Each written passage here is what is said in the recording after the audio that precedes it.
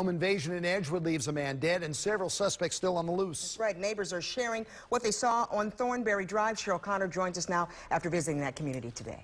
Kelly and Jamie, that home was known to house several young people, and it was also known for drug activity. A neighbor tells us the man who shot and killed a suspect was supposed to be enlisting in the Marines. Now he's waiting to see if he'll face charges.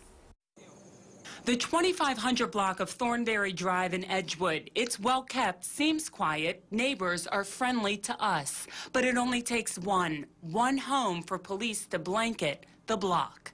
I think it's just a bunch of kids that got into something. And Hank Cliff's brother lives right next door to the house where a man was shot and killed Sunday night. He said there was a group of kids in here, 4 or 5, that were renting the house and were using it as a party time in the back room back there. The Harford County Sheriff's Office tells us someone in the area heard multiple gunshots and called 911 Sunday night after 11. Detectives call it a home invasion. A group of guys went in with weapons. They say someone inside fired back and hit and killed Javon Langston from Aberdeen, who is identified as one of the suspects. Our victims and our suspects were not strangers to each other.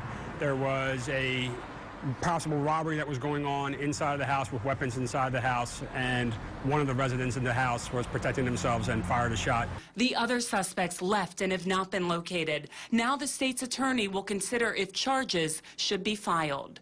A person is allowed to protect themselves against bodily harm or someone else in their home. One neighbor who didn't want to be on camera fearing retaliation said traffic at the home has picked up over the past 6 months. He said Sunday's incident was, quote, bound to happen. What was the reason for the gun to be there? And what was the reason for the gun to be fired? Something had to be transpired between them.